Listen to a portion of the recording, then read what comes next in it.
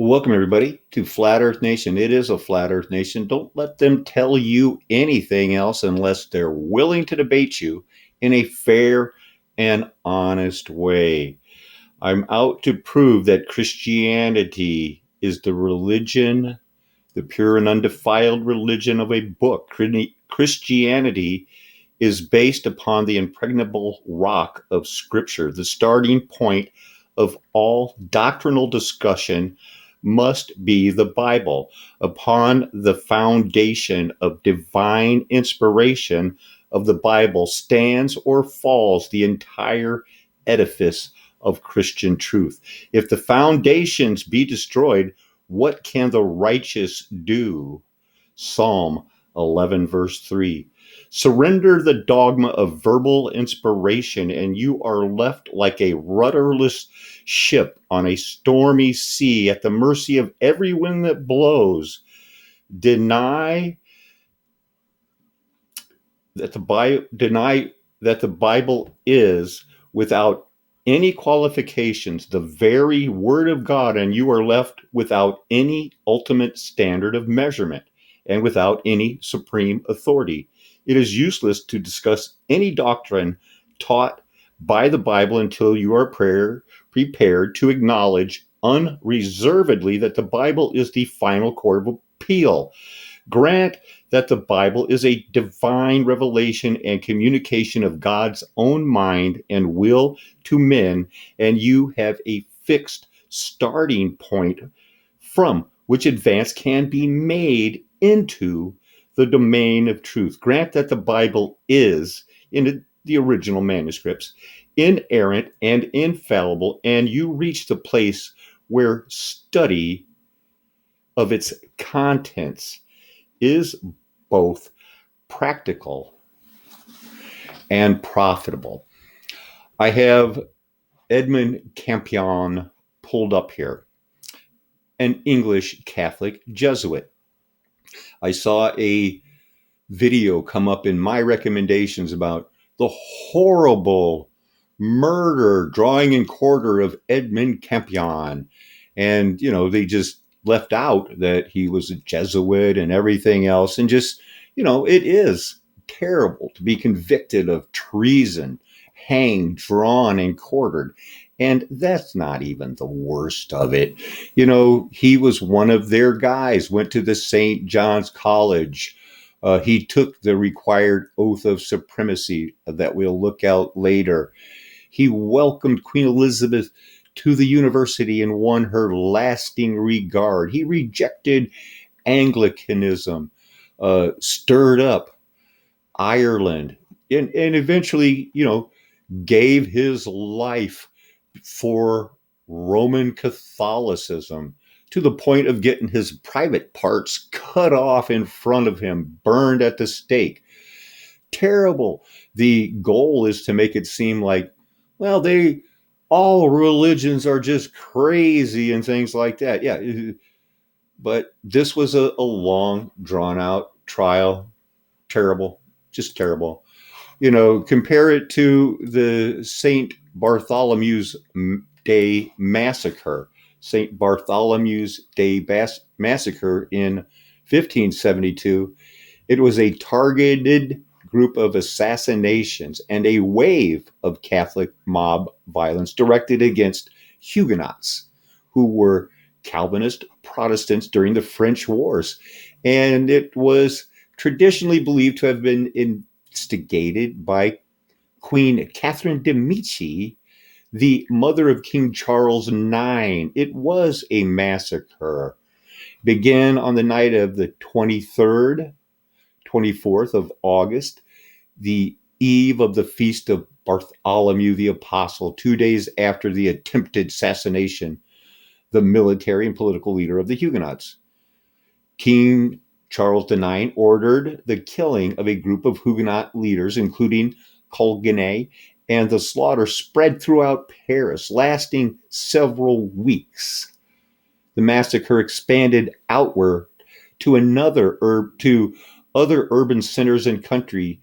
The modern estimates for the number of France vary from 5 to 30,000. we'll read later, or maybe even in here, they have the Roman Catholics put it at about, yeah, it was bad. We killed about 2,000 that night. Other people that were writing contemporary of the time say it was at least 70,000.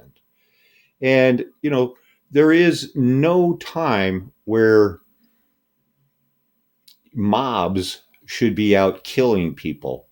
And courts should be very careful about who they sentence to death. I'm not, but there's no comparison about what was happening and that it was a bloodbath. Did you know Catherine de Medici of Leonardo da Vinci's sponsor was a queen? It was all over. It was there's the history is horrifying when you hear about people that had they had a, for miles going into town so that the Catholics could celebrate.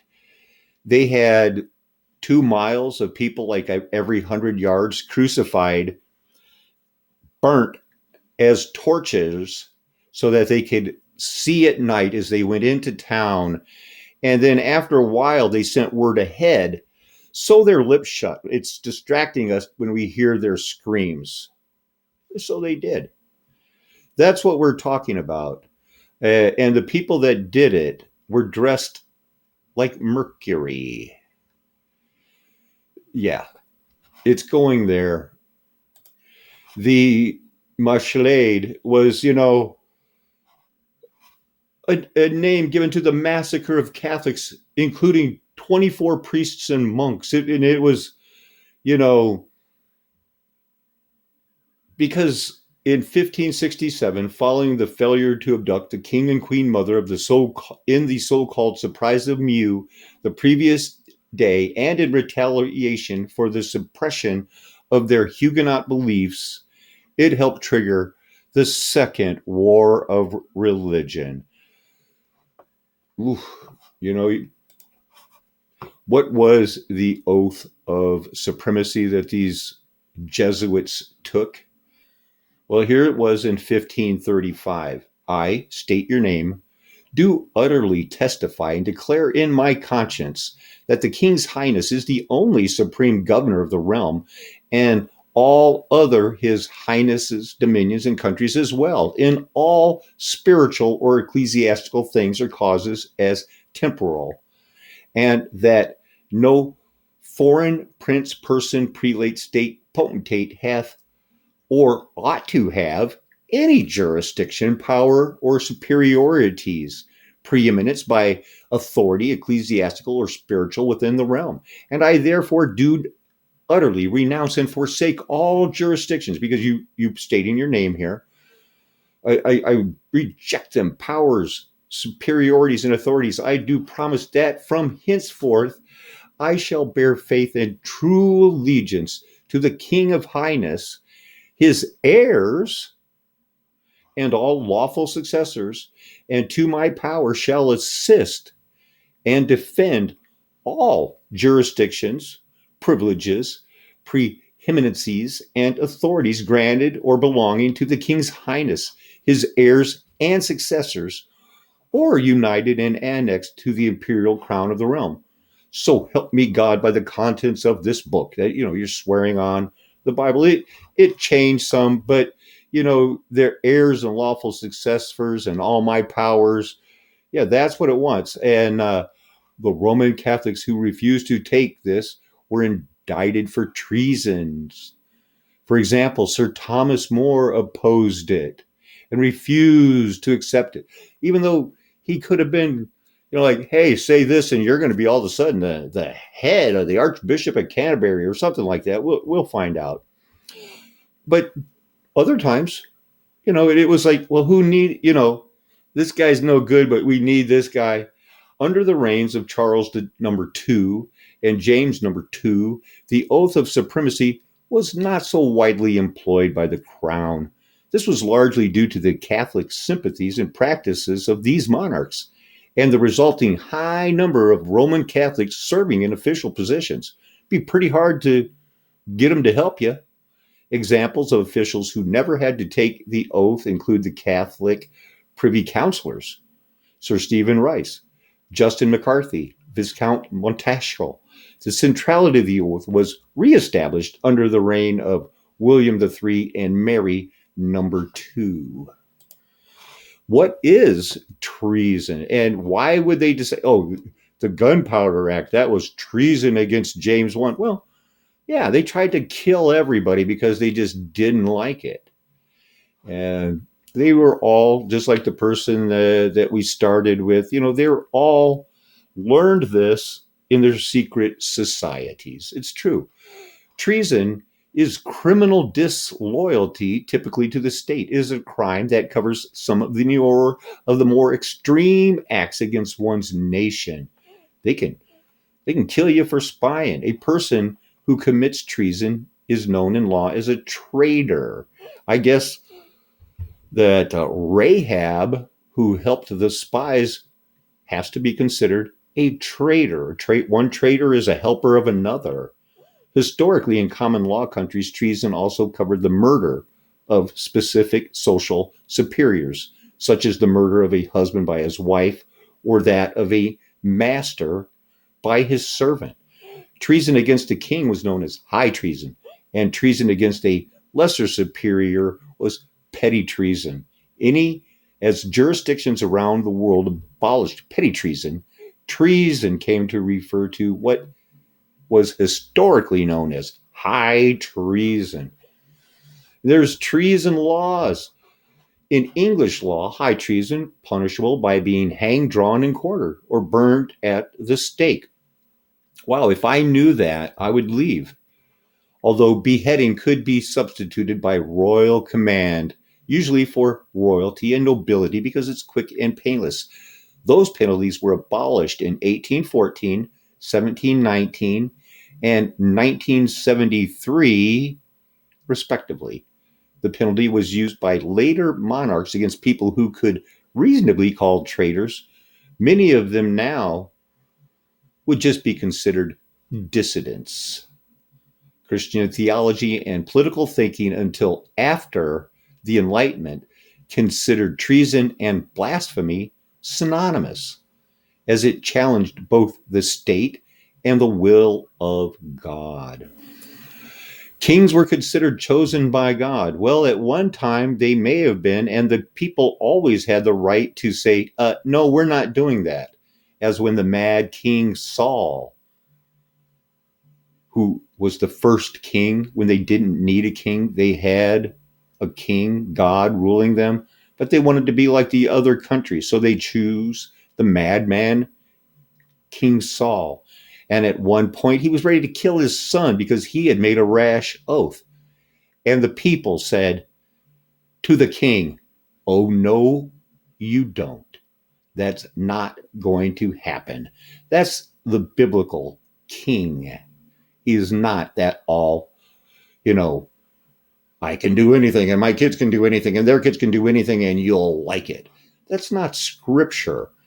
That's not scripture. Australia had them. Of course, all of the people that were deists, and we're going to get into deists and was America ever great, deeper than you have ever been.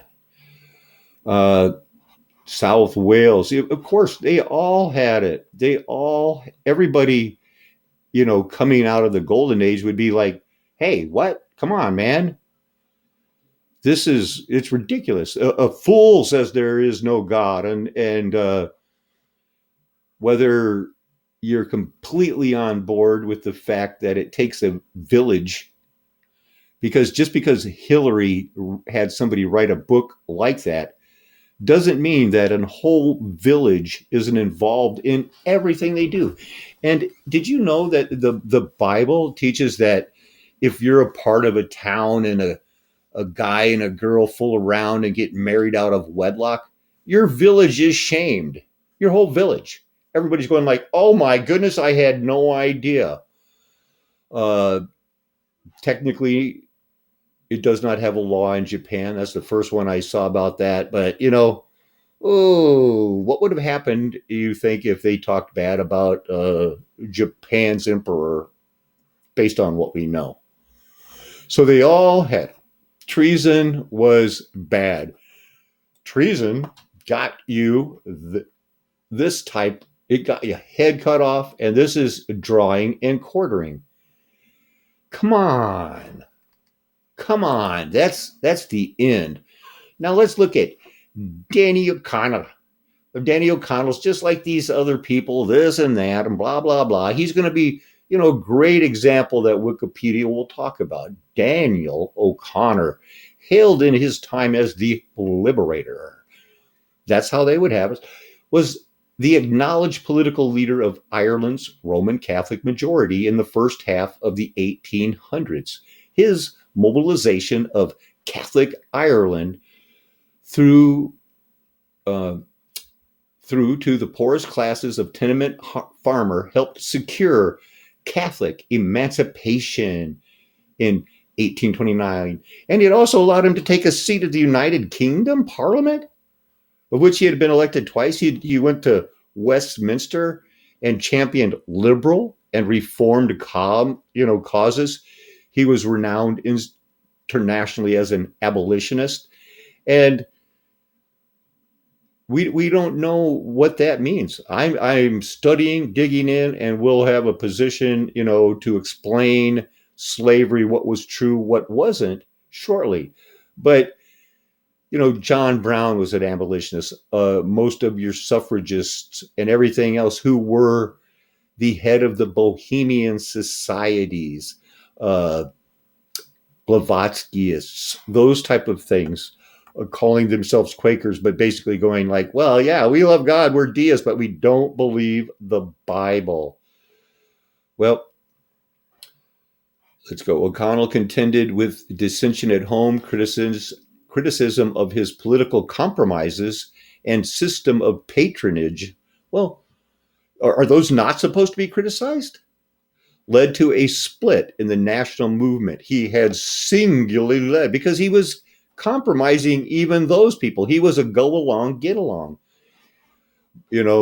raised by famous people, married his cousin, just like that, In 1791, under his uncle's patronage, O'Connell and his elder brother Maurice were sent to continue their schooling in France.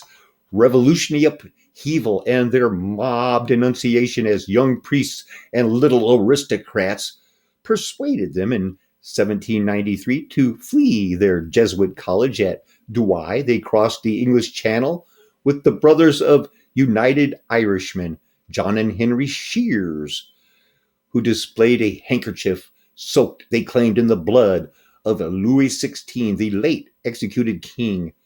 This experience is said to have left O'Connell with a lifelong aversion to mob rule and violence. That's probably why he was compromising then, and kind of like, oh boy, I'm a Catholic, lucky to be in power, and I better not push it.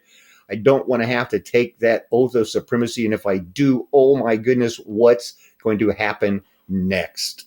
I know that everybody that's read our Constitution, we know we got to separate that church and state.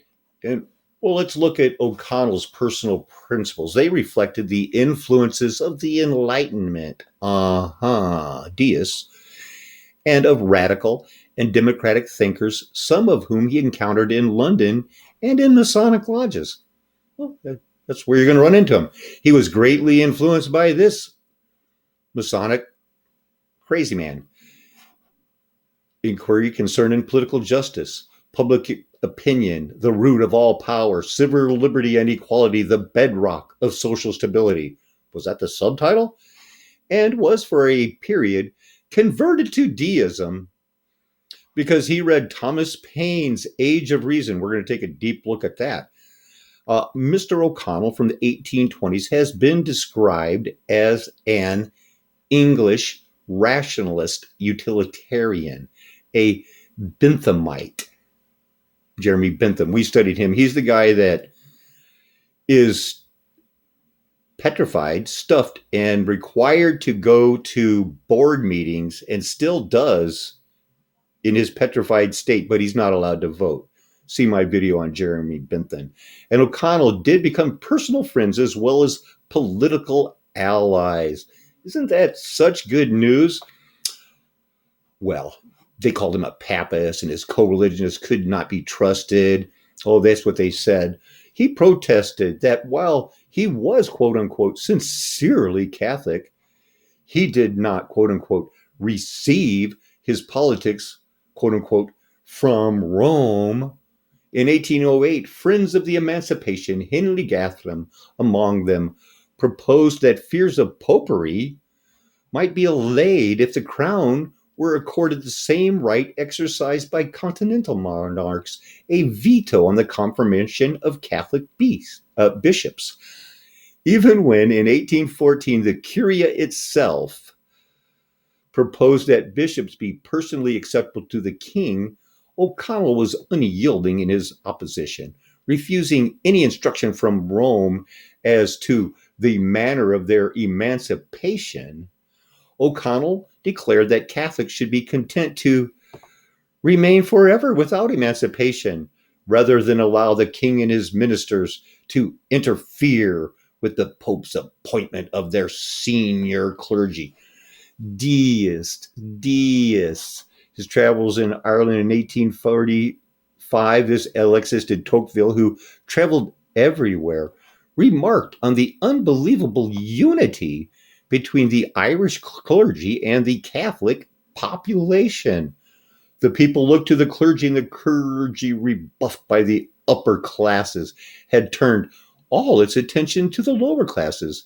It had some instincts, the same instincts, the same interests, and the same passions for the people, a state of affairs altogether peculiar to Ireland. Wow. And there was some Protestant opposition, treasured his few Protestant repealers, but to many of his contemporaries, he appeared ignorant of what Protestant majority of the North-South Ulster counties really believed. Here, there was already premonition of future partition. Well, wow, the Northern Whigs, the Whigs came over to America and founded the Republican Party, didn't they? Proposed that if the differences in race, because study Irish eugenics. They didn't like the whites in America, and America didn't like them, and they thought that they proved through Darwinism and eugenics that, well, they're the ones that should rule the world. And maybe they would have, as they say, a joke, of course. Why did God allow hard liquor to be invented? And the punchline is, so the Irish wouldn't rule the world.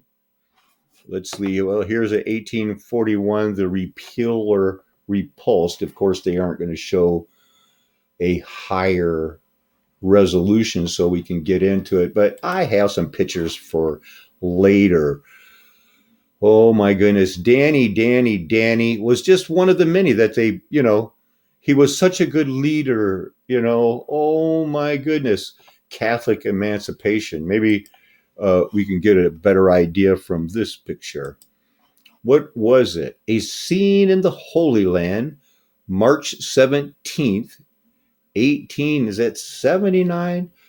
By the powers, I'll make ye all Whigs. Yay. Looks like Catholic ascendancy or St. Patrick's Day in the morning. Well, it kind of reminds me of, hey, what's the good thing that everybody plans on doing on St. Patrick's Day nowadays? Tithe ward, freeholders, it goes on and on. It's a rewritten history. It's insanity. It doesn't have to be believed. We can't spend too much time on Charlie. We got to look at the age of reason, because Thomas Paine, American hero, one of the guys that wrote the book that said, come on, you guys, because he was kidding. He wrote it as a Christian, faking it so that he could prop up the deists that were in charge. Let's see if I can prove it. The Age of Reason, being an investigation of true and fabulous theology, is a work by English and American political activist Thomas Paine, arguing for the philosophical position of deism. It follows in the tradition of the 1700 British deism and challenges institutionalized religion and the legitimacy of the Bible. It was published in 3 parts after the Constitution was finished being written, or so they say. It was a bestseller in the United States and caused a, they say it was a short-lived deistic revival, but no, I think it lasted much longer because they were all in. British audiences feared increasing radicalism as a result of the French Revolution. Not a lot of the Jacobean, Fergian camps made it onto the British, pictures, but we got a lot of those red Fergian caps of the liberty. We've been made free because we believed in deism around the world, and especially in the United States. As today, most of Paine's arguments have long been available to the educated elite, but by talking like some people, they talk down at a 3rd grade, 4th grade level because that's what people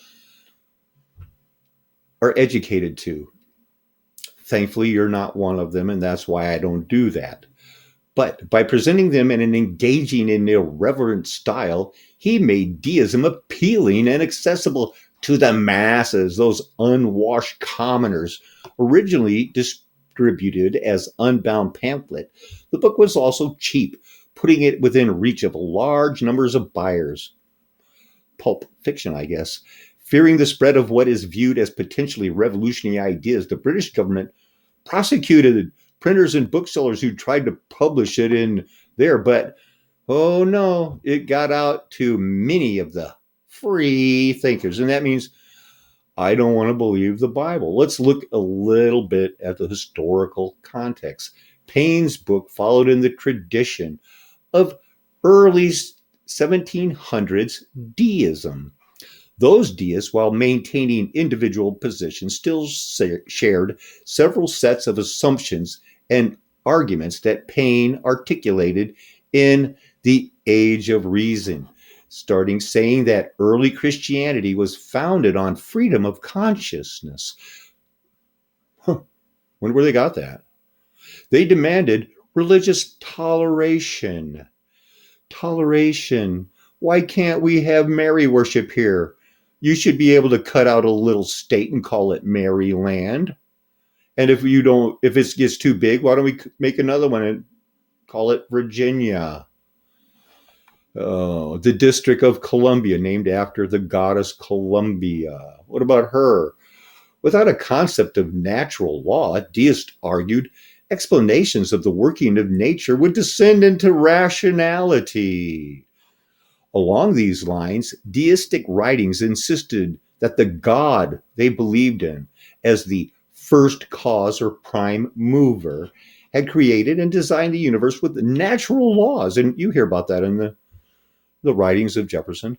They held that God does not repeatedly alter his plan by suspending natural laws to intervene miraculously in human affairs. No, it's a clock wound up and let run. Deists also reject the claim that there are only one revealed religious truth or one true faith. Well, someone has to be right and someone has to be wrong about God. And if God has given us a book, which I believe he has, you don't have to. I do. I can't believe anything else. I think it has to be there. If you don't want to live around me, don't live around me. But don't tell me that I can't live around you because I believe the Bible. I choose not to live around you when things get like that. The worst of the doctrines was, is, and always will be original sin. Original sin is the Christian doctrine that humans inherit a tainted nature and a proclivity to sin.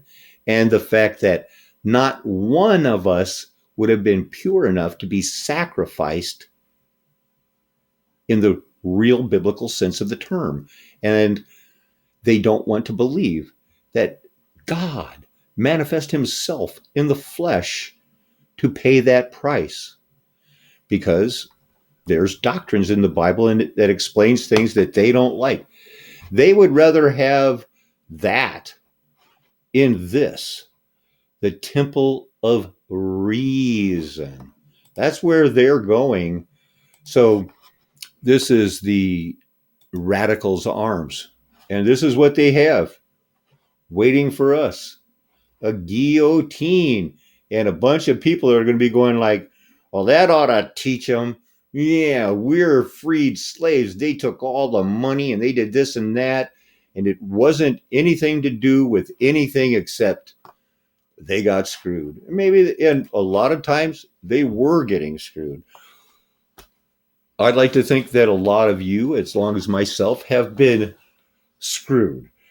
But we can't take up the sword. They know not what they do. It's all a part of an amazing book. The end, written from the beginning. God will be glorified. There will be a judgment. All of the machinations of men, God is still sitting in heaven, laughing. Let's get the analysis of part 1 of The Age of Reason, when Paine lays out his personal beliefs.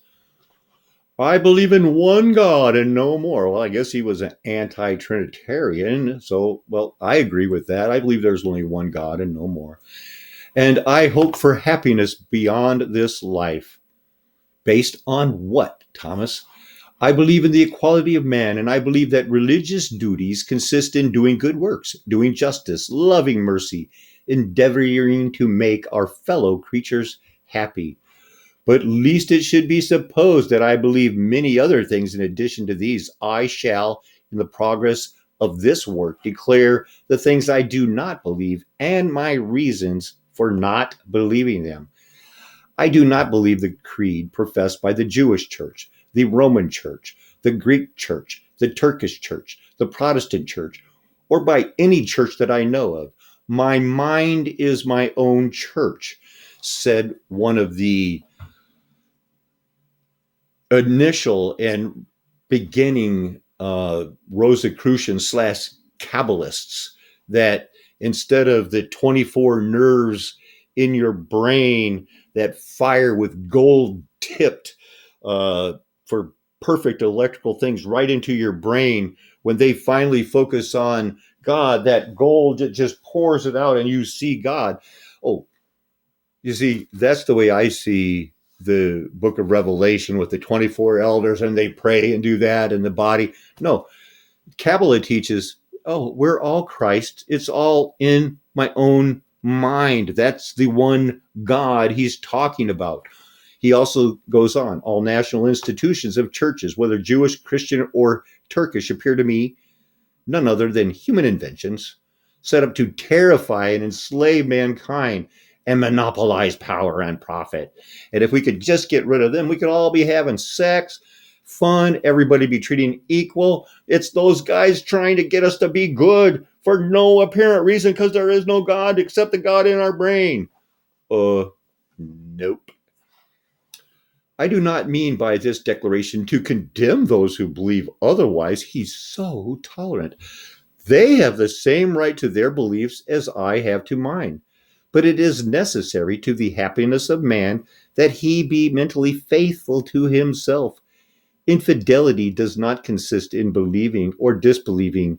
It consists in professing to believe what he does not believe. He's so much better than everybody else. He's standing up. Maybe some of those people today need to realize, wow, I'm a deist. I don't really believe the earth is flat. I don't really believe that the sun and the moon could stand still or that stars could fall. You don't believe that? You have to doubt your Christianity. You have to realize, what do I believe and what is it based on? Paine begins The Age of reason by attacking Revelation, not the book of. And we'll be looking at what is Revelation. His analysis of the Bible is like Ben Franklin's. It says, my intention is to show that these books are spurious and that Moses is not the author of them. And still further, they were not written in the time of Moses, nor till several hundreds of years after. There's no blah, blah, blah. We can't do it. The books they call the evangelists, ascribed to Matthew, Mark, Luke, and John, were not written by them. They've been manufactured, as the books of the Old Testament have been by other people, and that those names they bear. They like to have it both ways. A lot of people will turn to the Bible and go, hey, look at all the magic numbers in here and there and sacred numbers and this and that. And oh, it's fantastic, but just not true. Yeah, you've heard that too. Common sense. Use your common sense. Fontanier also maintains that the Age of Reason Paine gave deism a new, aggressive, and explicitly anti-Christian tone. He did so by employing vulgar, low language, an irreverent tone, and even religious rhetoric. In a letter to Elihu Palmer, one of his most loyal followers in America, Paine describes part of his rhetorical philosophy. The hinting and intimidating manner of writing that was formerly used on subjects of this kind, religion, produced skepticism, but not conviction. It is necessary to be bold. Some people can be reasoned into sense, and others must be shocked to it. Say a bold thing that will stagger them, and they will begin to think, like, pull it out of nowhere. Zeus was really Jesus. And Jesus and Zeus are the same. Jesus was based on Zeus to fool you and get you to...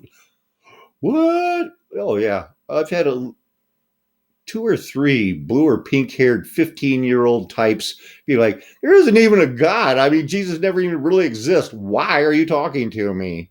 So full, because they've been hit with rhetoric, pithy lines, and in their mind, they were able to bridge a working class, middle class culture. And, I got to figure it out. Vulgarity is the opposite of virtue. You can do virtue just by doing good, and your good works with your own God in your head. They hate everything about the tone. They're going to be flippant. They're going to be irreverent. But of course, he was brought up as a Quaker, and he's supposed to think that that's, what do they say? Paine's Quaker's upbringing predisposed him to deistic thinking at the same time that it positioned him firmly within the tradition of religion's dissidents. Paine acknowledged that he was indebted to his Quaker background for his skepticism, but the Quakers esteemed for plain speaking a value expressed with both explicitity and implicity in the Age of Reason, influenced his writing even more.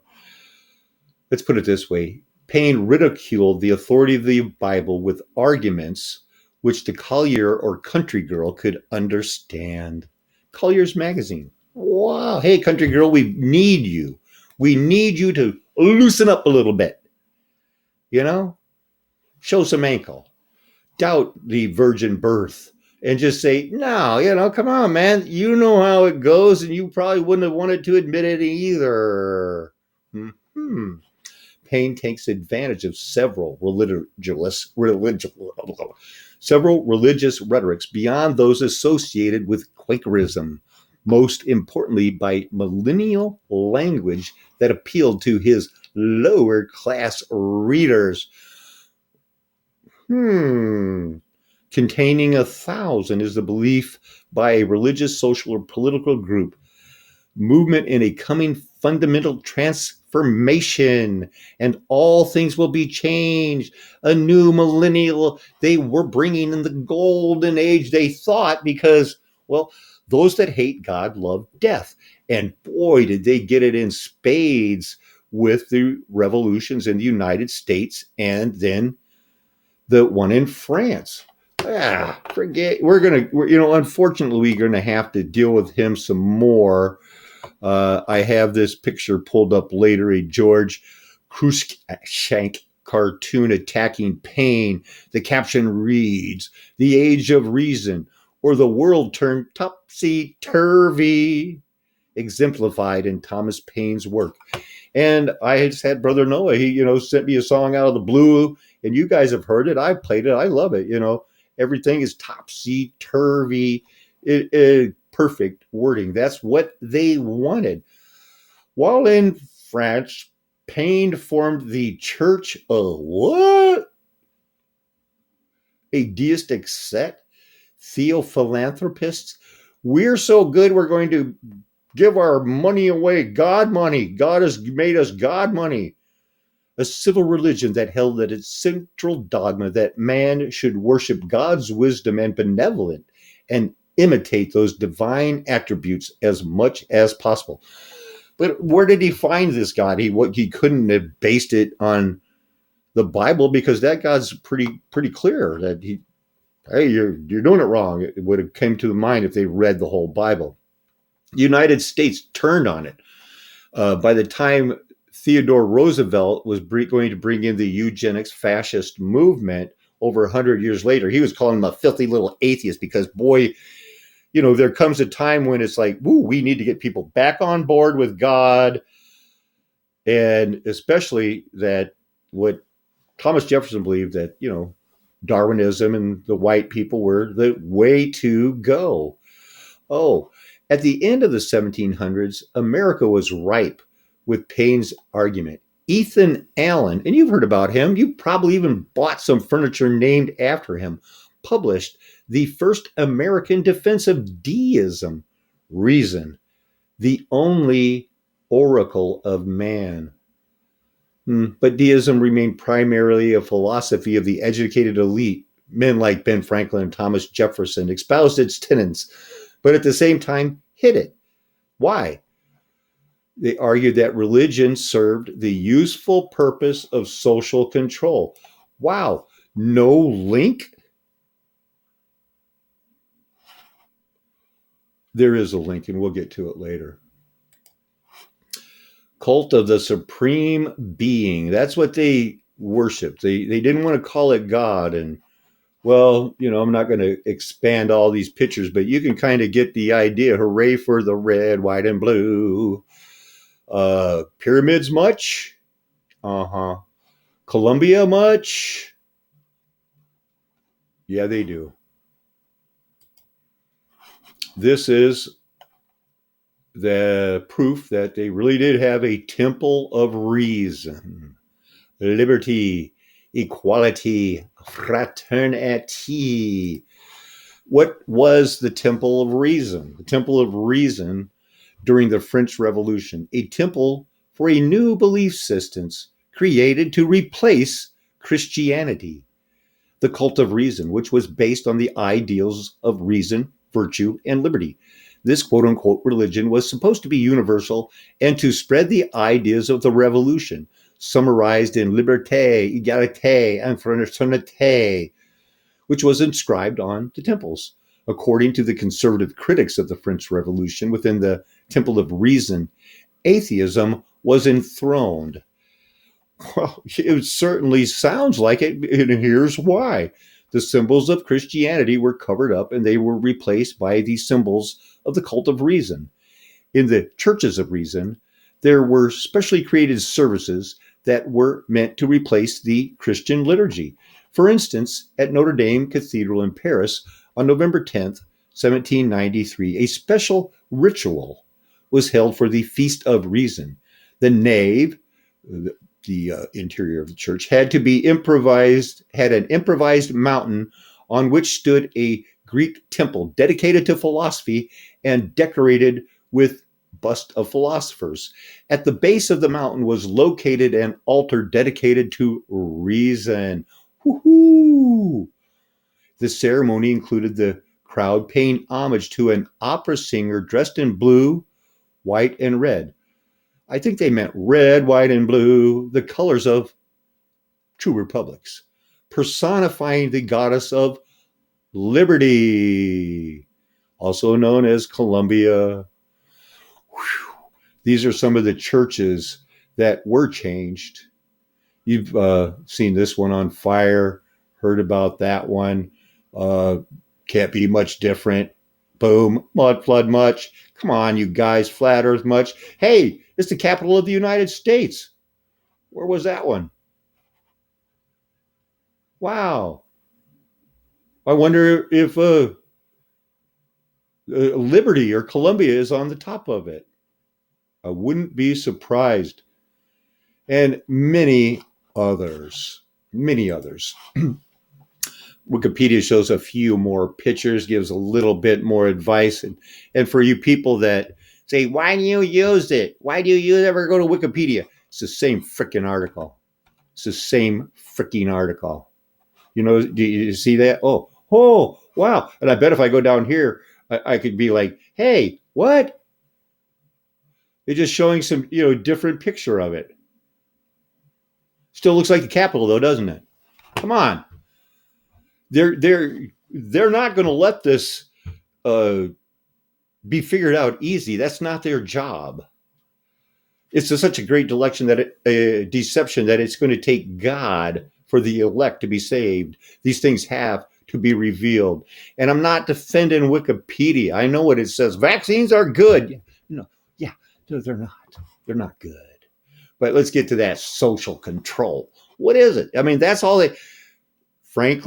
Benjamin Franklin, and Thomas Jefferson were deists in their educated things with Thomas Paine and all of their, hey, look at us. And I don't try to be like overly educated. I know what a nave is. I know what a narthex is. A narthex is the entrance to the church. It's where you go in and it's like, wow, there's a little place here, It's a narthex. There's names for these things.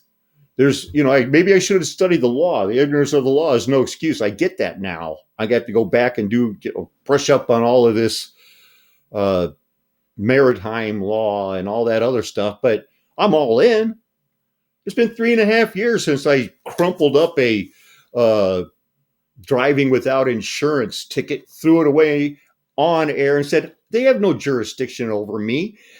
They can't tell me I was, this or that in another area and they have jurisdiction. That was Ute territory 50 years ago. They killed them, ran them off. So I want them to prove they have jurisdiction. And I'm waiting on them. I've been stopped by the cops 10 times. They ain't tucked me in yet because they know, or the Lord has kept me free because some of them know. This isn't going to be as simple. Yeah, I drove without insurance and I tried to get away with it. No, this is much more. They got no social control over me. And I'm trying to prove I have your best interest at heart by willing to say, I just don't care. Throw me in jail. I'll try to learn Hebrew. I'll still be able to sweat and stretch, but I probably won't be able to eat organic. But I'll pray for my food. Let's hear about the history of this term. I bet it comes from one of my brother Randy's favorite years.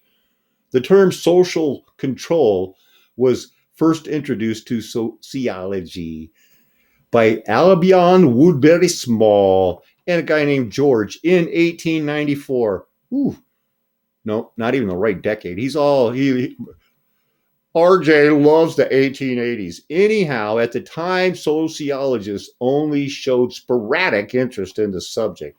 Some social philosophers have played a role in the development of social control, such as Calvin and Hobbes, Thomas Hobbes, in his work The Leviathan, that discusses social order and how the state exerts this using civil, military power, as well as Cesare Basarina's on crimes and punishment that argues that people will avoid criminal behavior if their acts result in harsher punishment, stating that changes in punishment will act as a form of social control.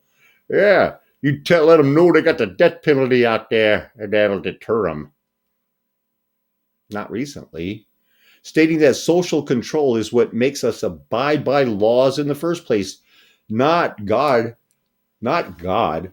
Society uses certain sanctions to enforce a standard of behavior. That's what they want. And that's what you can obtain through a Christianity that is not true, but being ulterior motives guiding it. Sociologists identify two means basic means and forms of social control, and informal means of control, internalization of norms, values by a process known as socialization. Maybe social media would help with that, which is, open quote, the process by which an individual born with behavioral potentialities of enormously wide range is led to develop actual behavior which is confined to the narrower range of what is acceptable for him by the group standards, close quotes. And if this group likes the Cubs or the Red Sox or the football teams from your area, it won't take long till I'm into that too, man. Why can't they win that world championship? We never get to win the world championship. What is the concept? Rodenberg identifies the concept of social control as a classical concept. While the concept of social control has been around since the formation of organized sociology, the meaning has been altered over time. Originally, the concept simply referred to society's ability to regulate itself. And that's a link, but I had to search for social, control. Regulation is the management of complex systems. I was a warehouse manager and I had to regulate a lot of stuff like that. However, in the 1930s, the term took on its more modern meaning of an individual's conversion to conformity. You will conform. Academics began to study social control theory as a separate field early in the 1900s, about 100 years ago.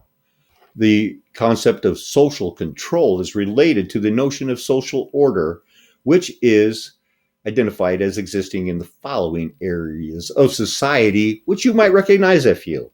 The education system, is that changed? Policing and the law? Has it become law enforcement instead of just like, hey, we're here to help you if you need it? Well, psychiatry, that's come a long way since Sigmund Freud and his penis obsession with his, whatever he did or didn't have that caused him to worry so much about it.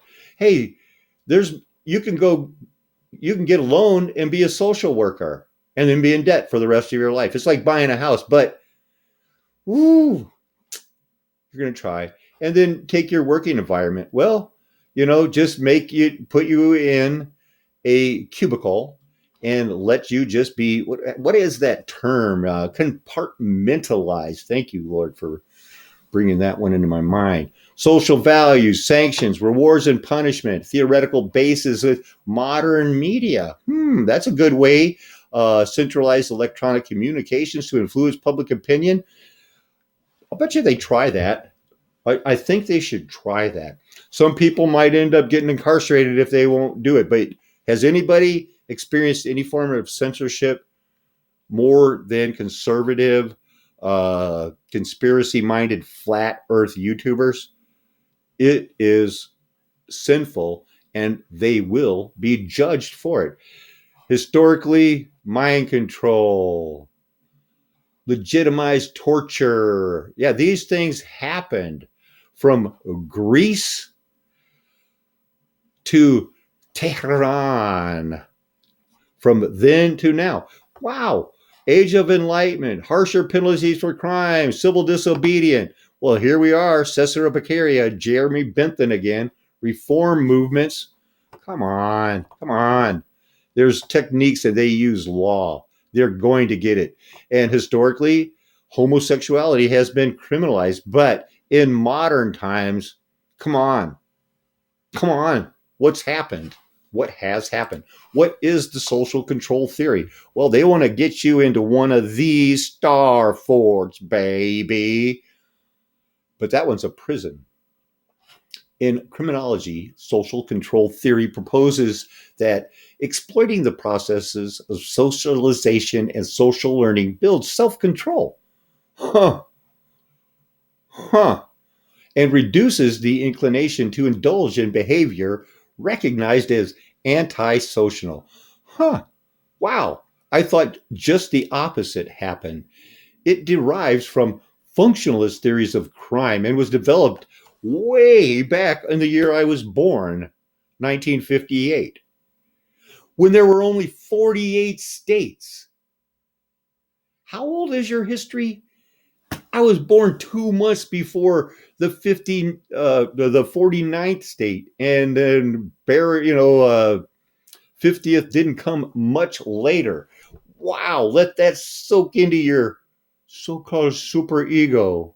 Go ahead and lay down and tell me something so I can ask you, how did that make you feel? Then you can tell me something else and I'll say again, how did that make you feel? I know that's Rogerian, Carl Rogers, not Freudian, but it's all the same nonsense. Definition of it, and then a little move on. Social control theory proposes that people's relationships, commitments, values, norms, and belief encourage them not to break the law, not based on what's written on their heart. Thus, if moral codes are internalized and individuals are tied into and have a stake, you want to get a stake in that? What did the President Obama used to say? You got to get a chip in the game, or it was something like that. We gotta all be in it together, man. And again, it goes right back to the Calvin and Hobbesian view of the Leviathan. Proponents, blah blah blah. This is one I hadn't read. I saw it. I didn't get a chance. We're going to learn about it together right now. The Unsexed Females, a poem written in 1798 by Dick Polwheely. Well, I don't want to be too flippant. Richard. It's a polemical intervention into the public debates over the role of women at the end of the 1700s. The poem is primarily concerned with what Polwheely characterizes an encroachment of radical French politics and philosophical ideas into British in society, particularly those associated with the Enlightenment. So I don't know if this is good or bad, but something's going to happen. These subjects came together for I don't know if that's Whaley or Whaley, in the revolutionary figure of Mary Wollstonecraft. Well, I didn't get her. Who is she? She was a writer, philosopher, and advocate for women's rights until the late 1900s. Wollstonecraft's life, which encompassed several unconventional personal relationships at the time. Okay, right. She was a cheating lesbian, and didn't want to be judged for it. The poem is of interest to those interested in the history of women. Biting lip, as well as a revolutionary politics. It is an example of the British backlash. Because, maybe they backlash because is it possible that the French Revolution tried to go too far? It is representative of the strategic conflagration of women writers with revolutionary ideas of the period. It helps illuminate the obstacles faced by women writers. And Mary Shelley, I'll bet you know what, if they would have picked on her, we never would have had that Frankenstein monster book. Oh, what would we have done without it? The unisex is complicated, however, by the more tumultuous political situation at the time of its publication. The American Revolution had occurred only 20 years earlier. The events of the French Revolution were even more recent, and the Haitian Revolution, the most successful of the African slave rebellions in the Western Hemisphere, was in process. They wanted some liberty too. Ideas about enfranchisement, liberty, and equality were widespread. Of course they were. Let's look at some of the history, and I'm sure they're going to have something about the backlash. The unisex females was well known, quote unquote, well known among the responses of Wollstonecraft and her vindication of the rights of women. One reviewer comments this ingenious poem with its playful sallies of a sarcastic wit against our modern ladies, though others found it a tedious, lifeless piece of writing. Critical responses largely fell along clear-cut political lines. Hey, do we see anything like that with the right-left paradigm today? Of course we do. Of course we do. That's why people, get it's so funny when they go up to interview somebody and they read a quote and they go, "Wow, can you believe that Trump said that?" Well, of course I can. He's a total idiot. That was said by Trump, or that wasn't said by Trump. That was said by Obama, or now they're going to be going, that was said by Biden. Gotcha. And that's supposed to be the shocking, I guess I'm going to turn to Christianity. Or if they're a Christian, I guess I better read the Age of Reason.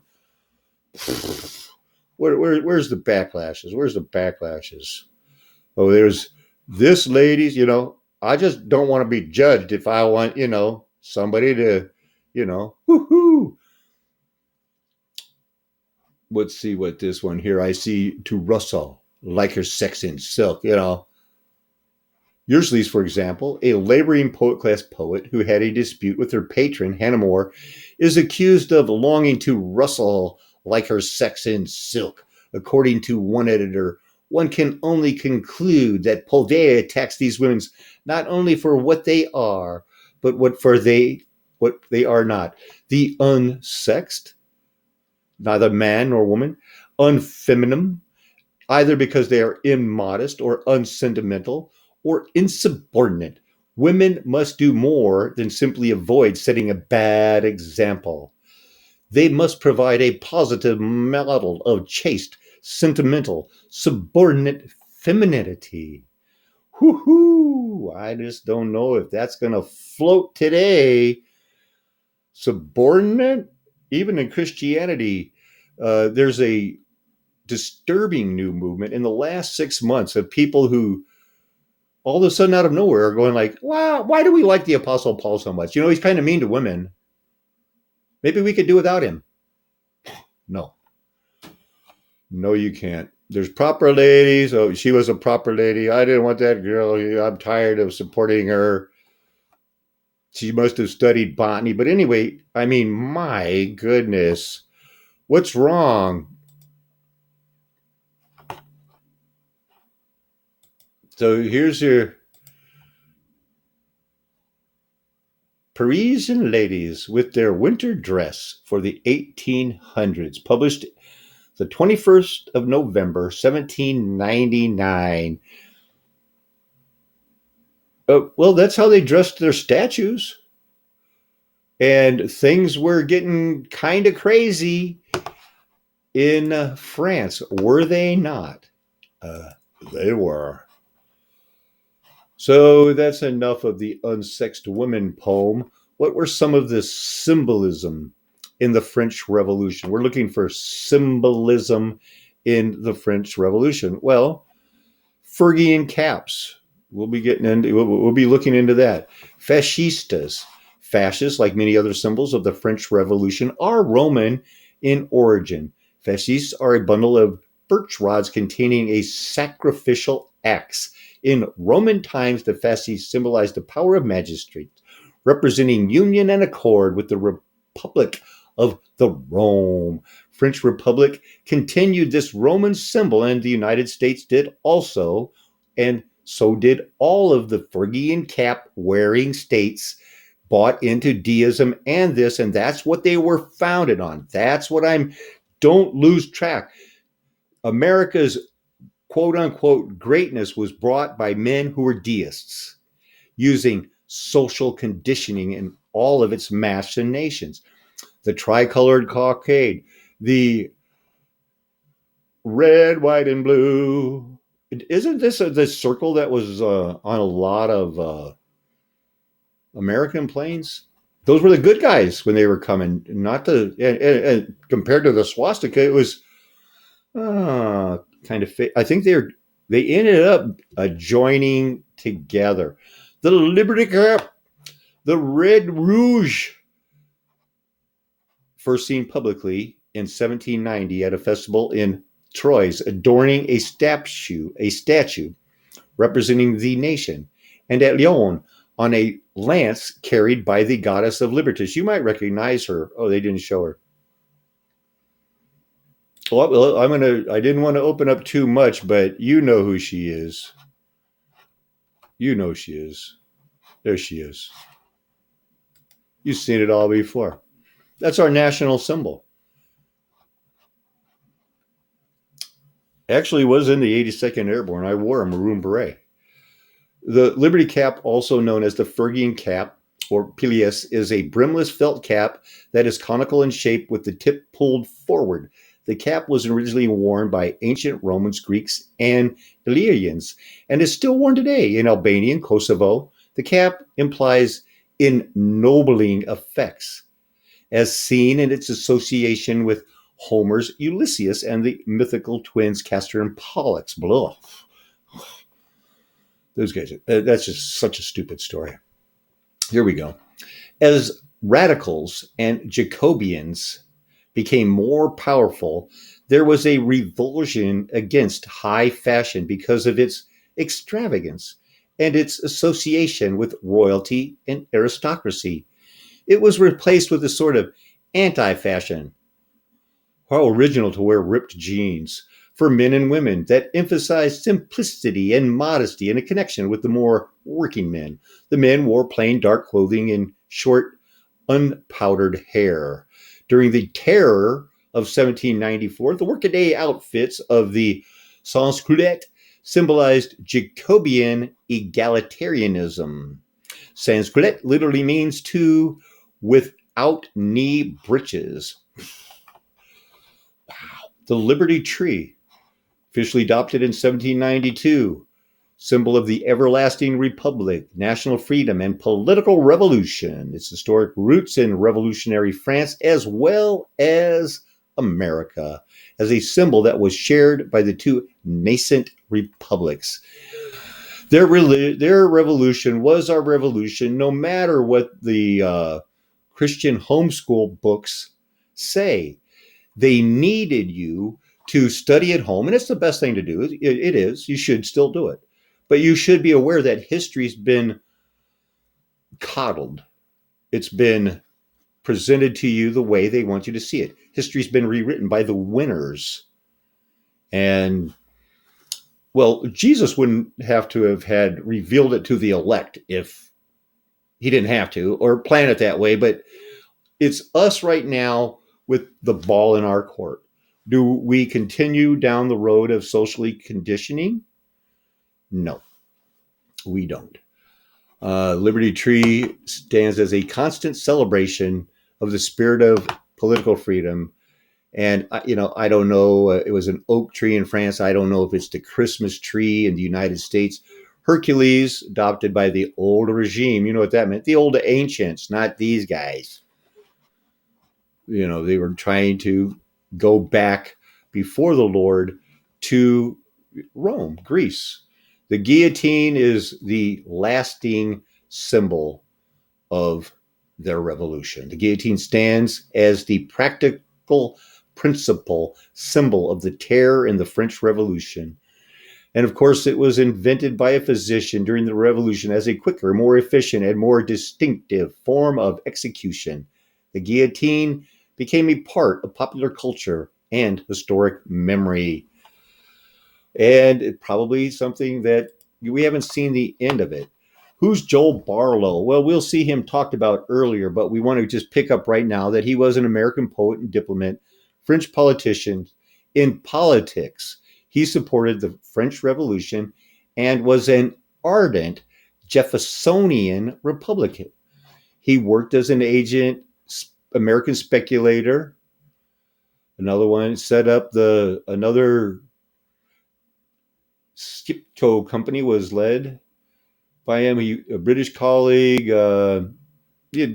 Welcome to a thing, Somehow he made it, I know that he was a land speculator. Barlow became a liberal in religion and advanced Republican in politics. He believed that, open quote, American civilization was world civilization, close quote, and was enthusiastic about the cause of world republicanism. Let's get everybody to wear that Phrygian cap. And somehow he got very, very famous, appointed as American consul in Algiers during the time of the Barbary pirates. There's the shores of Tripoli. And how come we ended up fighting them? Because we had to pay them tribute for way too long. During the period when the Barbary pirates were preying on the United States and Europe shipping, he used State Department funds for bribes and ransom to free more than 100 American merchant sailors held by pirates. He's the one that helped negotiate those treaties with those Barbary states of Algiers, Tripoli, and Tunis. Oh, much less went, a lot more went on there. Historian Bill Gottsman describes Barlow as a cosmopolitan. That's what our leaders were, along with Thomas Jefferson, Ben Franklin, engineer Robert Fulton's Folly was buying what? Either the Louisiana Purchase or Alaska. It was one of those. Thomas Paine. Ba-doom, bop, boom. Here we go. He projected that these concepts would coalesce around the rebuilding of the temple in Jerusalem. Guess where they think it is? Guess where they were planning it for so long? Exactly what's happening on today, to where people voted for Trump because he was going to bring back the real United States embassy in Jerusalem, where it should be the capital of Israel. Come on, like that's really Israel. Please, who are the Jacobians? I don't care how you call it or whatever, the Jacobians. They were the Society of Friends of the Constitution that you will die for, that I had to renounce my vow to the Constitution because I got tricked into, I will do my right of sovereignty to the king, It may as well have been one of those acts. Here they go. They were renamed the Society of the Jacobins, Friends of Freedom and Equality, after 1792, and commonly known as the Jacobean Club, or simply the Jacobians, was the most influential political club during the French Revolution. It's just a club. Just a club. The period of its political ascendancy includes the Reign of Terror, during which time well over 10,000 people were put on trial and executed in France. Ladies and gentlemen, I'm going to take a short break, and I want you to, maybe just pause it for a couple of seconds, because it's going to seem like nothing to you. Stand up, stretch, do something, because this is the start of the second mile. No, we're not close to being finished. And I hope you're sticking around to hear more. Okay, now we're back, and I hope that was a good break for you. We're going to pick up right here by the 7th article. The Jacobean Club decided to admit as associates similar societies in other parts of France and to maintain them with a regular correspondence. By the 10th of August, 1790, there were already 152 affiliated clubs, just one less than the 153 of the fish that they caught that wonderful day. The attempts at counter-revolution led to a great increase of their number in the spring of 71. And by the close of the year, the Jacobians had a network of branches all over France. At a peak, there were at least 7,000 chapters, kind of like the Ku Klux Klan, with a membership estimated at 500,000 or more. It was this widespread yet highly centralized organization that gave to the Jacobean Club great power. Trouble coming. By early 1791, clubs like the Jacobians, the Club des Cordeliers, and the Cercle des Sociaux were increasingly dominating French political life. Numbers of men were members of 2 or more of such clubs. Women were not accepted as members in the Jacobean Club, nor most other clubs, but they were allowed to follow the discussion from the balconies. Segregation, boy, they wouldn't like that if Paul said do that. The Jacobians claimed to speak on behalf of the people, but were themselves not of the people. Contemporaries saw the Jacobians as a club of the bourgeois. A polysemous French term can mean a sociologically defined social class, especially among contemporary lines.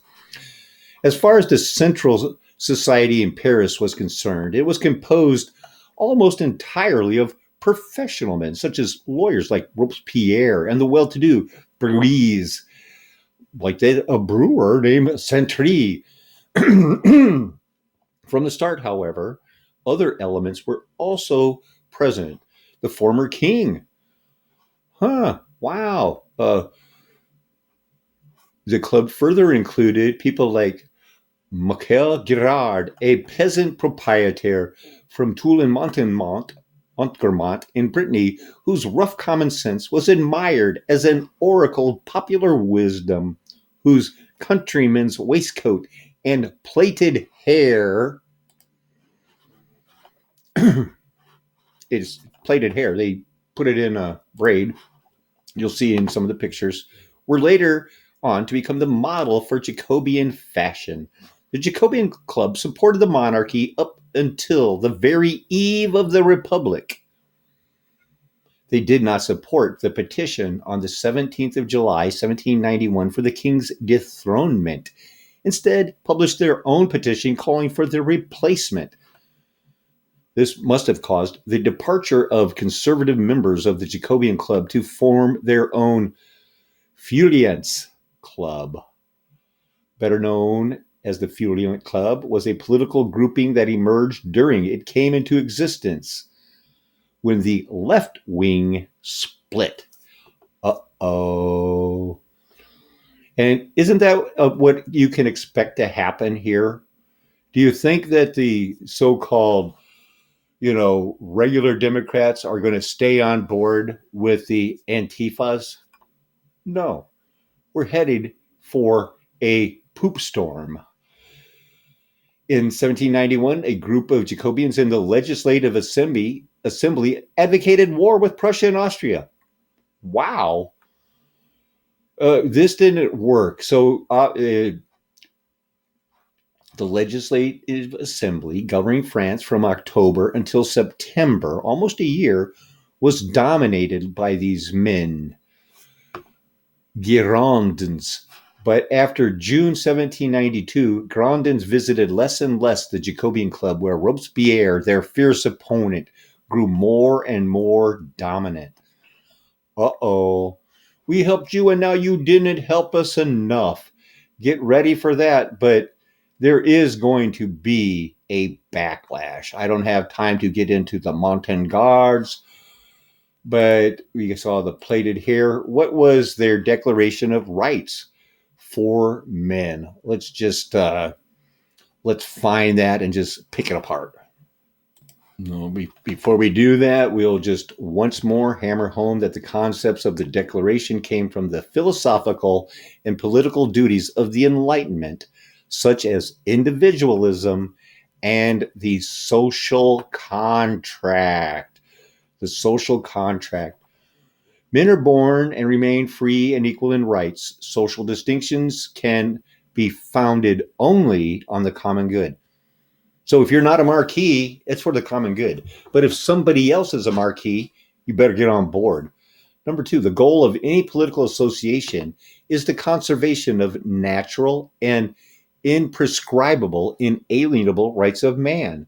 These rights are liberty, property, safety, and resistance from oppression, which would, maybe be considered the pursuit of happiness. The principle of any sovereignty resides essentially in the nation. No body, no individual may exercise any authority which does not proceed directly from the masses. Liberty consists of doing anything which does not harm others, libertarians. Thus, the exercise of the national rights of each man has only those borders which assure other members of the society the fruition of these same rights. These borders can be determined only by the law that the Jacobians made. The law has the right to forbid only actions harmful to society, that they deem harmful to society. Anything which is not forbidden in the law cannot be impeded, and no one can be constrained to do what it does not order. The law is the expression of a general will, just what we believe in. Thank you, Rousseau. All the citizens have the right of contributing personally by their vote. How'd your vote work out this last time?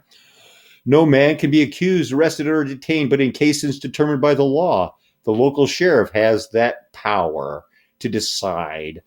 The law should establish only penalties that are strictly and evidently necessary, and no one can be punished under a law established, promulgated before the offense and legally apprised. You can't go back and retroactively,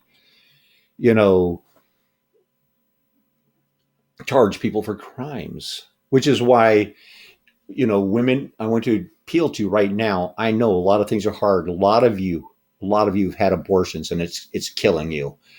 That is a forgivable sin. With true repentance, it is forgivable. Your sins can be washed away. The no man being presumed innocent until he is declared culpable. Any man, that you have the right to be presumed innocent until proved otherwise. We've heard that one before.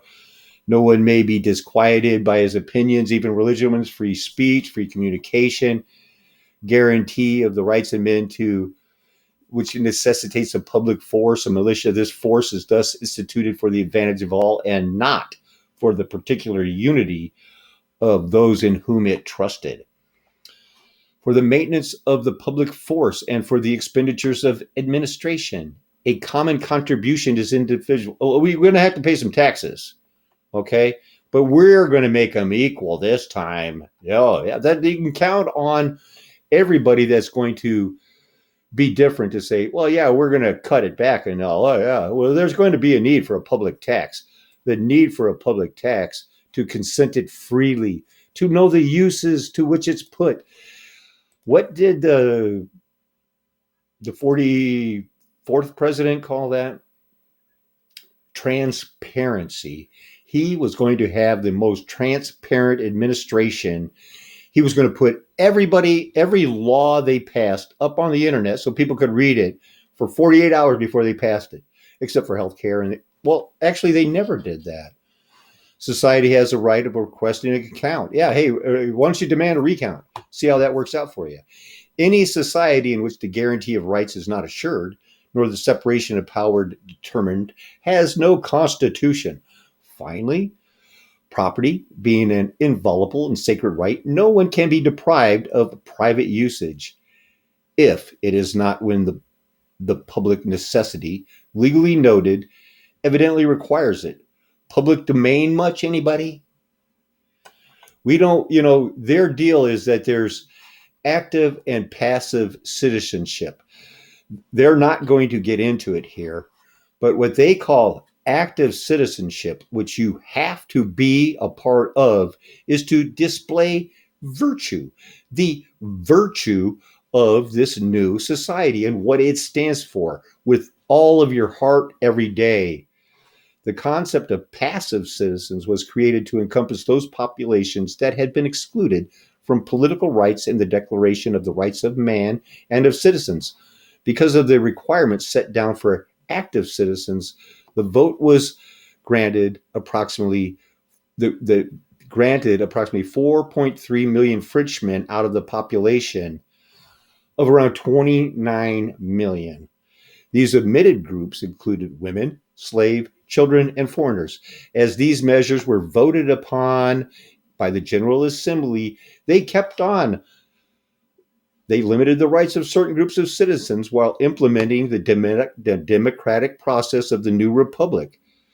This has constantly been amended and amended.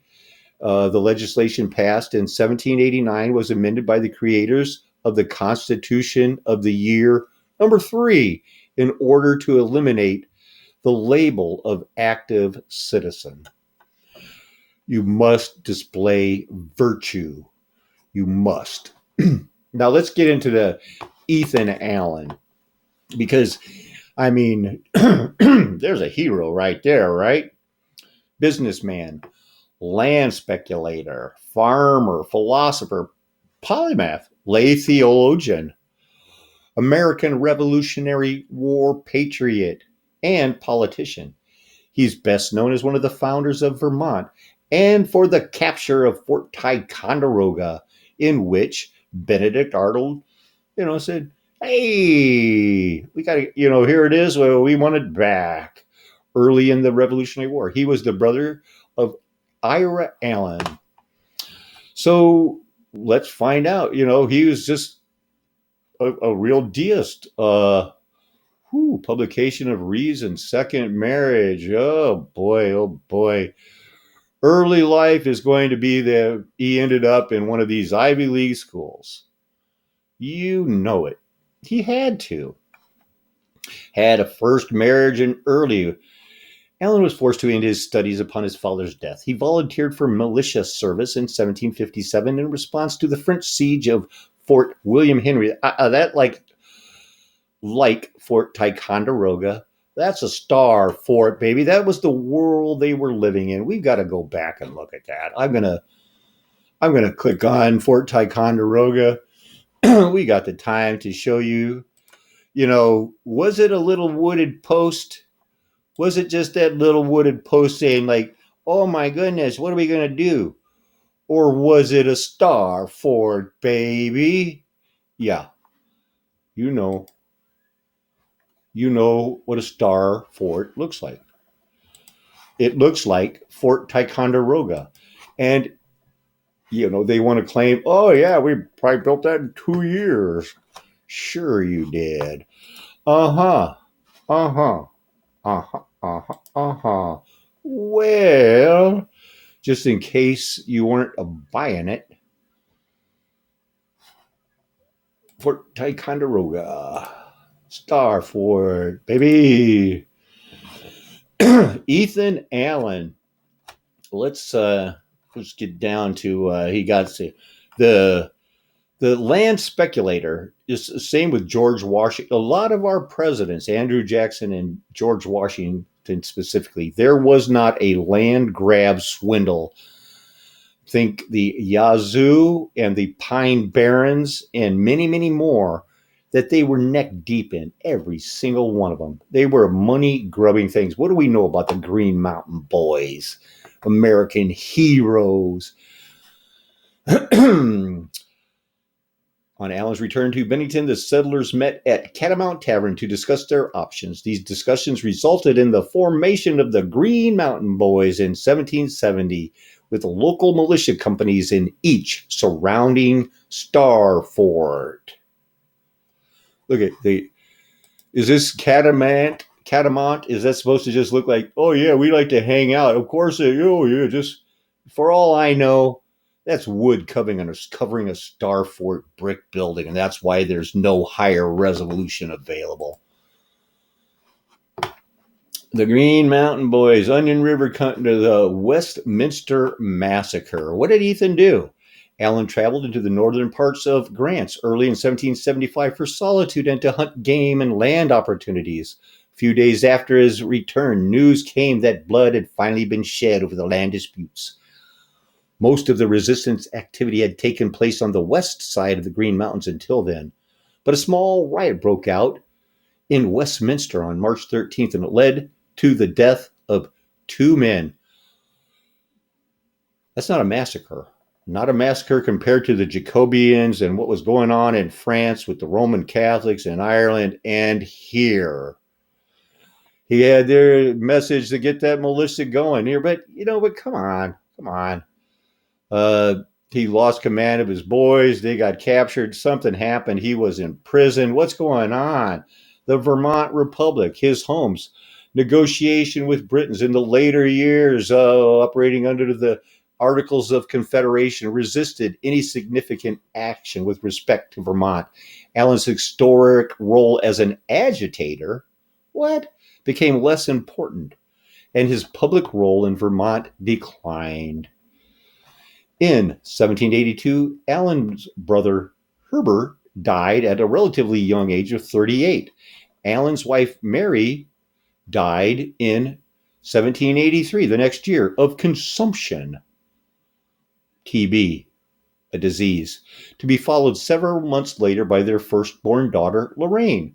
While they had not always been close, and Allen's marriage had often seemed strained, Allen felt these losses deeply. He wrote a poem, Publication of Reason. In these years, Allen recovered from Thomas Young's widow, who was living in Albany, the manuscript that he and Young had worked on in his youth, and began to develop it into a work that was published in 1785 as Reason, the only oracle of man. The work was a typical Allen polemic, but its target was religious, not political, specifically targeted against Christianity. It was an unbridled attack against the Bible because he couldn't hold it anymore. From the abundance of his heart, he had to speak. He had to. It was an attack against the Bible, all established churches, the power of the priesthood. There are no priests like they want you to think there are priests in the real church. There are called preachers, there are bishops and things like that, but the way they acted was not.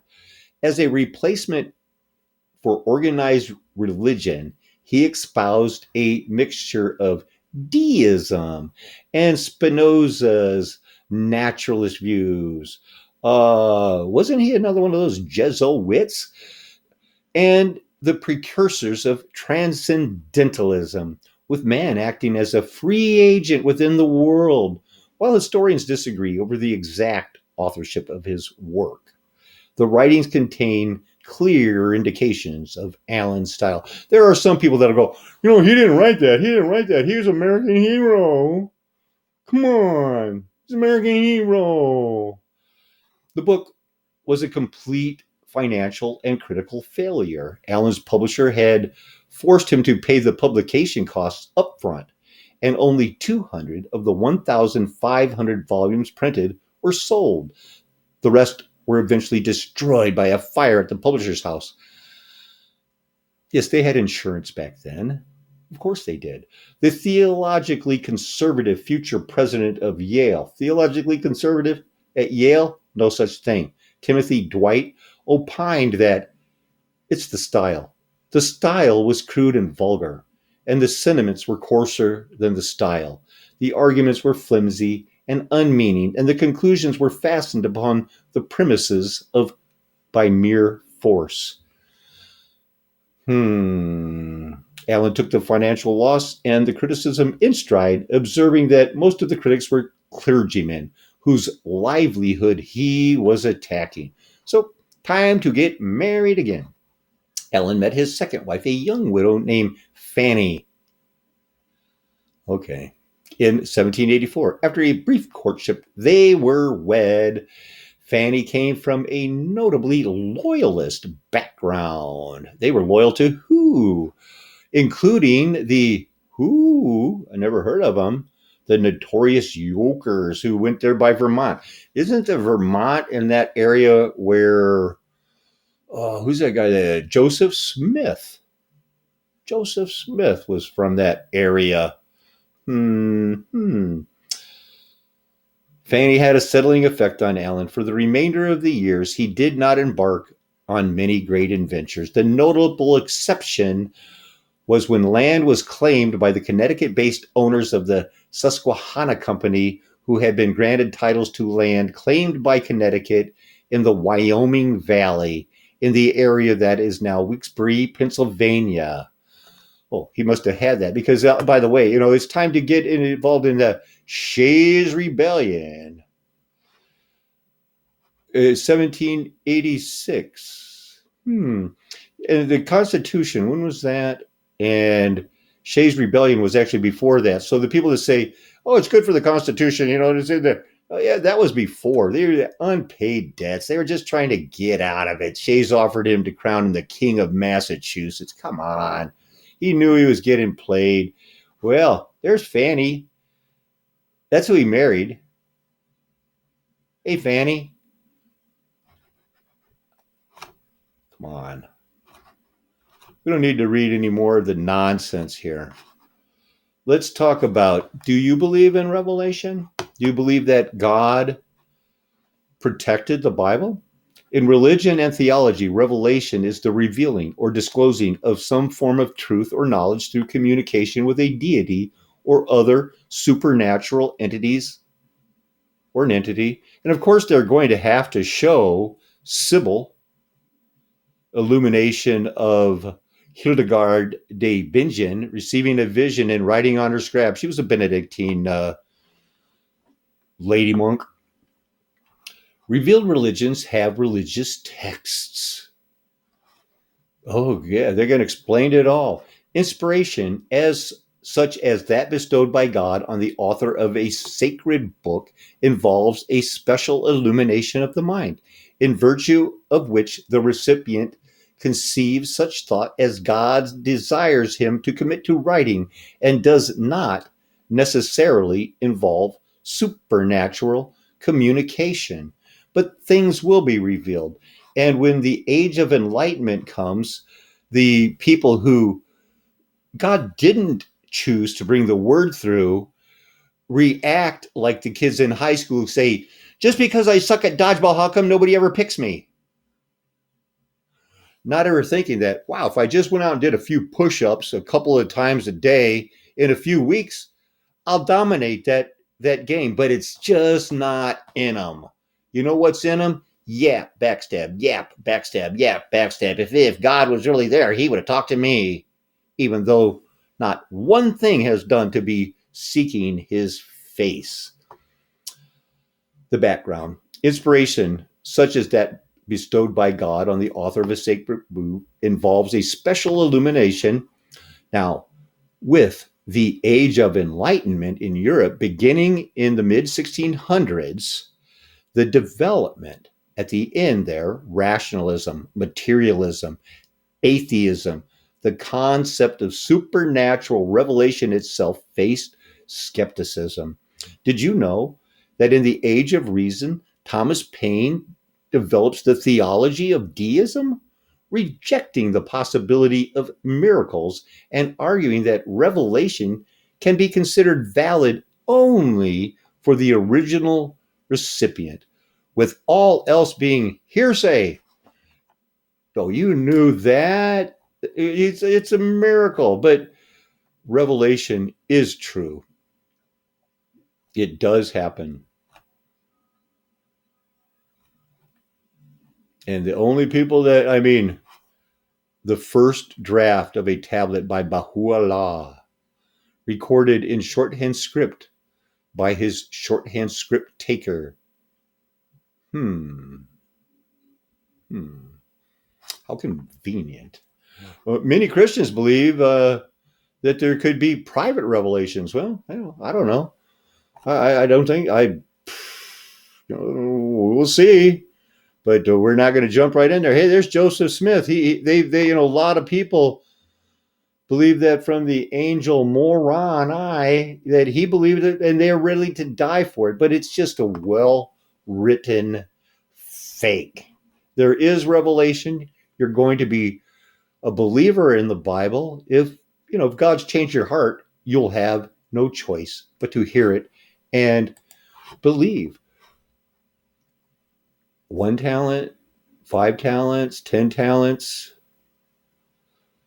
seed thrown in rocky soil, good soil. There's a lot of extenuating circumstances. Hildegard of Bingen, we just saw this picture. She's, that's who Wikipedia and everybody else would talk about, because they all copy Wikipedia, and you got to put your own biblical interpretations on it. So Sybil, the Sybil of the Rhine, was a German Benedictine abbess, writer, composer, philosopher. She's a polymath, Christian mystic, visionary, and polymath of the High Middle Ages. The end of the Golden Ages. She is one of the best known composers of sacred monophony, as well as the most recorded in modern history.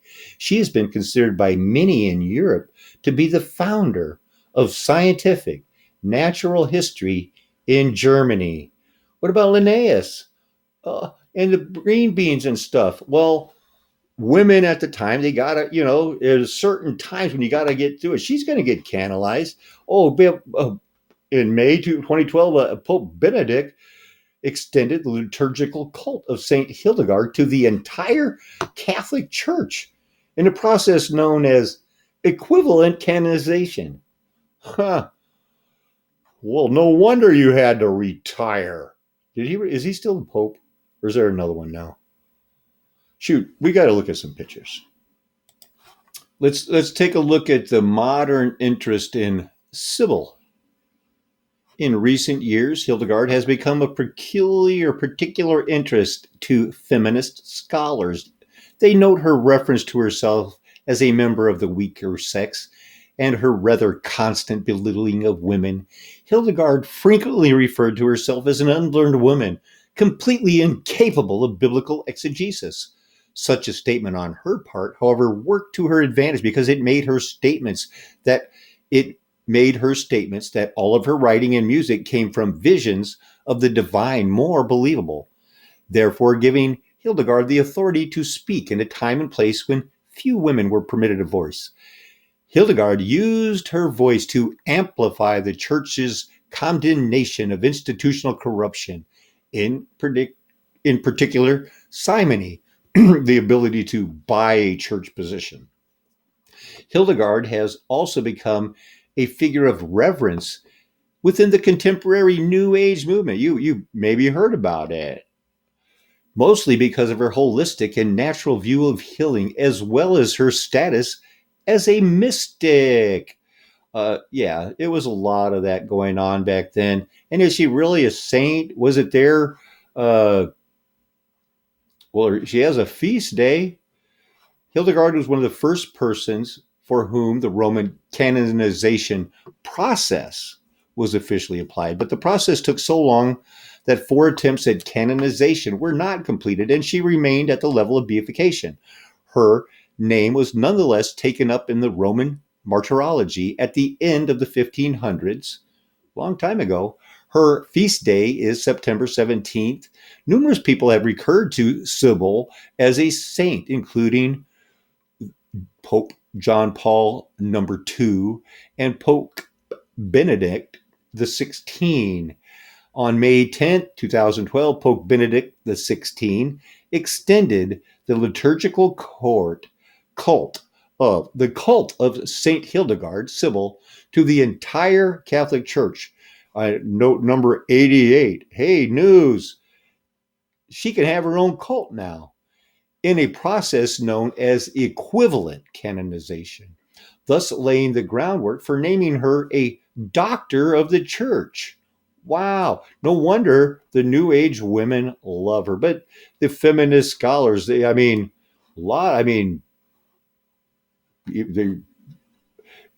knows if she did all that work or not? I mean, don't we study people that, wow, if they add up everything they say they wrote, he would have had to write a book a day. And it was supposed to be so hard to write them back then. Let's get off of him and let's just get the oath of the supremacy. We covered those. We covered that. Revelation 20. There is a battle of Armageddon described in the book of Revelation 17, 18, and 19. And in verse 20, after the beast and the false prophet, not the Antichrist, are thrown into hell, I believe this is a God-given vision, a continuing God-given vision after he told what was going to happen. Then I saw an angel coming down from heaven with the key to the abyss, holding in his hand a great chain. He seized the dragon, that ancient serpent who is the devil and Satan, and bound him for 1,000 years. And he threw him into the abyss, shut it, and sealed it over him, so that he could not deceive the nations until the 1,000 years were complete. After that, he must be released for a brief period of time. Then I saw thrones, and those seated on them that had been given authority to judge.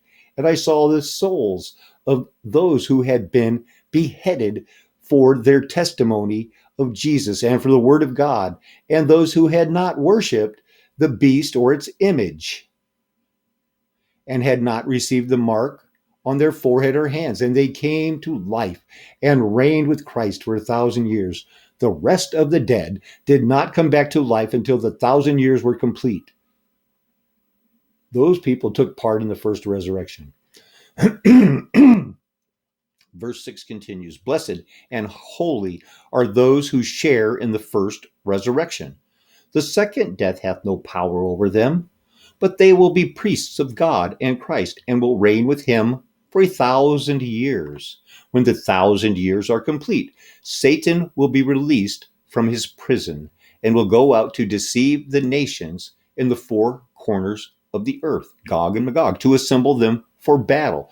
Their number is like the sand of the seashore. And they marched upon the broad expanse of the earth and surrounded the camp of the saints and the beloved city. But fire came down from heaven and consumed them. And the devil who had deceived them was thrown into the lake of fire and sulfur, into which the beast and the false prophet had already been thrown. There they will be tormented day and night forever. Then I saw a great white throne and the one seated on it. Earth and heaven fled away from his presence, and no place was found for them. And I saw the dead, great and small, standing before the throne. And there were open books. And one of them was the book of life. And the dead were judged according to their deeds, as recorded in the books. The sea gave up its dead, and death and Hades gave up their dead. And each one was judged according to his deeds. Then death and Hades were thrown into the lake of fire. This is the second death, the lake of fire. And if anyone who was found whose name was not written in the book of life, he was thrown into the lake of fire. Blasphemy laws in the United States. I just want to close with a couple of pictures. We'll see how this works out.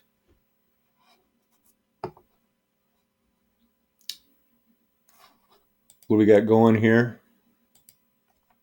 Well, it's not hard to figure out that they could be, trying to intentionally obfuscate. I think they are.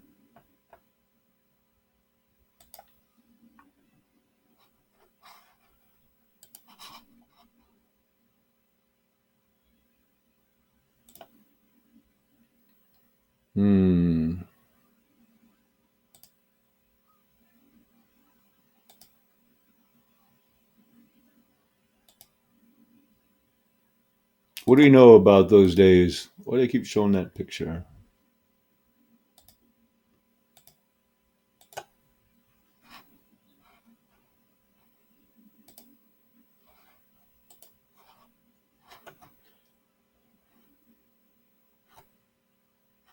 You know what?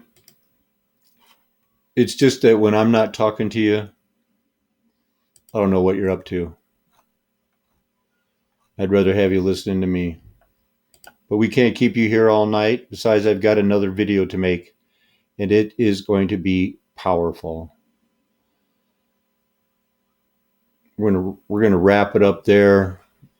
I want to show you one thing though.